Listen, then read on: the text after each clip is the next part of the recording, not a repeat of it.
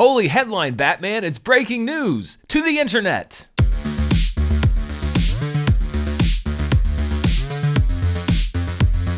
Hey everybody, I'm Dan Murrell, and thank you for joining me for this hastily put together video about news that broke just less than an hour ago here as I'm recording this. It was reported first from The Wrap as an exclusive. The report has since been confirmed by Deadline, and it's pretty big news. Michael Keaton, who last played the character of Batman in 1992's Batman Returns, is reportedly in talks, and we'll talk about that in a second, to return as the Caped Crusader via the new Flash film. Now, there's been a lot of talk about the fact that Flashpoint is going to open the door for the true DC multiverse. What could that mean for so many different iterations of the characters? It seems now that there are negotiations taking place that would bring Michael Keaton back as Batman. Now, there's very little that we know, but here's one thing that we do know.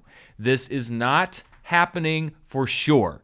And I've seen a lot of reports, a lot of the news stories and blogs that are starting to pick it up, a lot of the videos that have started picking it up, including the original news story itself, are headlining this as if it's done. Michael Keaton is coming back. This has not been confirmed. As a matter of fact, the original story said, talks with Keaton, this is a quote, are in the very early stages. It is far from a sure thing and can go either way. No details are currently available about how big or small Keaton's role is. Warner Brothers, by the way, had no comment on the story when contacted by media outlets. So first and foremost, yes, this is very exciting, and I'm going to talk about how excited I am about this potentially, because Michael Keaton's Batman was my literal hero when I was a kid. But the important thing to say right now at this moment is that this is not locked in. This is not a sure thing. No deals have been signed. And yes, I know it's way more tempting to run with this and say, like, Michael Keaton is back. He's not yet. But let's go into what we know if this is to take place. As I mentioned, this would happen reportedly in the new Flash film, which is currently being directed by Andy Muschietti, starring Ezra Miller. Keaton is in talks for, and this is another quote from the original report by The Wrap, the role being envisioned for the veteran actor is akin to the role played by Samuel L. Jackson in the MCU, a mentor or guide or even string puller. This also would reportedly pick up 30 years after Batman Returns. So we will be returning to the Tim Burton Batman universe, the Burtonverse, if you will, if this is to happen. This will also not affect The Batman, the Robert Pattinson project that is currently being developed and that is reportedly going to start shooting again soon. The Batman will not be affected by this. They are building mythology reportedly that is completely separate from this. But it does open the door to obviously bringing together many potential versions of this character and of every DC character, really, that's been in the movies, comic books, TV shows, you name it. This is something that the TV shows themselves have delved into. We've seen John Wesley Shipp return as the 90s Flash in the TV show. What I really like about this is the fact that this is not just a one-off thing. This is reportedly a role that will be reprised in many different films in the DC movie universe going forward. Batgirl, again, according to the initial report, would fall under this agreement, so you would see Michael Keaton in that film as well. So this would be a multi-picture deal under the terms that it is currently being negotiated right now, a multi-picture deal for Michael Keaton to return as Bruce Wayne, an older version of Bruce Wayne. Is this going to happen? It may. I mean, when we talk about things with Warner Brothers going back many, many years now, traditionally, you always have to take anything that comes from a Warner Brothers project with a grain of salt, because a lot of times details have been leaked about movies that don't end up happening, like Martin Scorsese and his involvement with the Joker and the fact that he was originally going to be directing it and then he wasn't directing it. The fact that with Alec Baldwin was going to be in Joker and then he wasn't going to be in Joker, that he dropped out. Let's allow ourselves to jump ahead and say that this deal does get done. As a Bat fan, which I am unapologetically said many times over that Batman is my favorite superhero. None of this stuff that you see here behind me was bought for the set. This is all stuff that I own, that I have read, that I have watched. Those action figures that you see back there, the Joker and the Catwoman, there's a Michael Keaton action figure back there. Those are all mine from when I was a kid. So what this does really is excite me about a Flash movie that I didn't have a lot of palpable excitement about, and largely because the character himself has not been in that many movies, and even in the ones he's been in, I haven't gotten a real feel for what the real take on this character is going to be, but also because it's been through so many iterations and seems to be a very troubled production. The idea of bringing in Michael Keaton is very intriguing to me because I am a big fan of his take on Batman. It was my first movie Batman.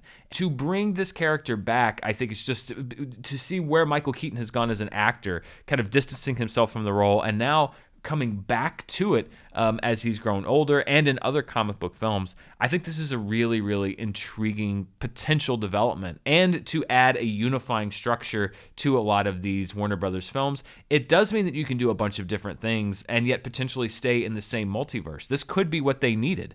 Some sort of united string that ties everything together. It also allows you to brush over your mistakes and not bring back certain actors or bring other actors in where you didn't think they maybe could. It really is a limitless possibility kind of situation. And, you know, they've toyed with it a little bit. I mean, going back to Batman v Superman, and we're going to see the Snyder Cut soon or next year, we'll see what Zack Snyder was going to further do with time travel and hopping dimensions and stuff. We haven't really plumbed that depth. And I've always thought it was a little curious that, you know, the animated films, obviously, from the Warner Animation Group with the DC heroes have delved into this multiverse theory, this multiverse idea.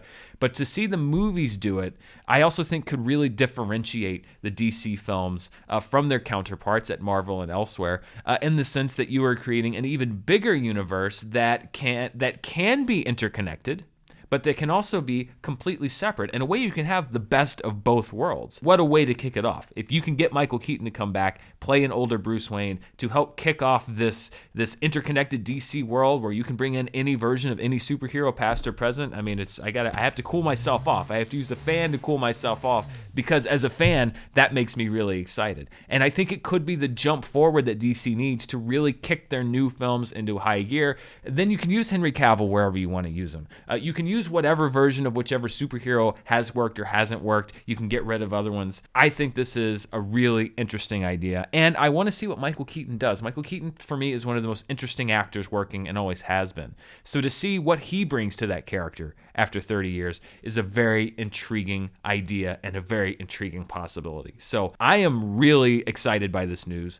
I hope that it does come to pass. I hope that these talks are substantial, and I hope that this isn't just a gimmick and that they really are able to weave Michael Keaton as Bruce Wayne into this franchise in a meaningful way, in an interesting way, and in a way that's not just cheap stunt casting, because it could go that way. You know, sometimes you're just sitting on a couch working on a chart and this comes across on your phone and you decide, hey, let's run with this. So what do you think about the Batman news with Michael Keaton? Let me know down there in the comments below. A couple of quick notes. Number one, obviously this takes the spot of what would usually be Charts with Dan. I'm not quite up to the point where I want to do multiple uploads in one day. So there will be a Charts with Dan this week. It will be uploaded tomorrow, so you can see that. We'll be recapping the weekend box office and also looking at some of the classic films that have returned to the top 5 and top 10.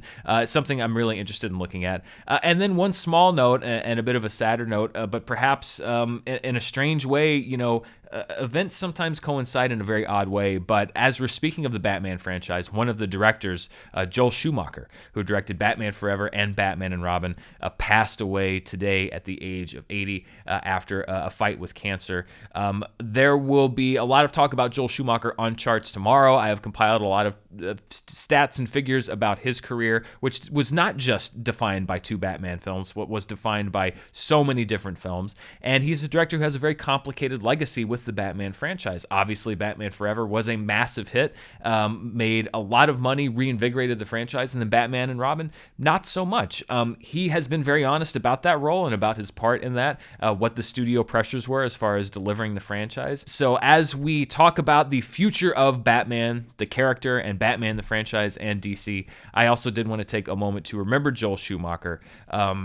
Again, obviously a large part in the Batman franchise, but also directed so many films, some good, some bad, but a lot of really good ones across many different genres, helped launch the careers of a lot of folks, including Colin Farrell and Julia Roberts. So much to talk about, and we will discuss more about Joel Schumacher tomorrow on Charts. Thank you so much for joining me. We'll be here. Who knows? Maybe we'll have to break down the doors again tomorrow. Maybe they're bringing Michelle Pfeiffer back. Oh, I mean, please. That's the next. I would love that. It's always a new adventure on the internet. Thanks for spending this little corner of breaking news time with me, and I'll see you next time.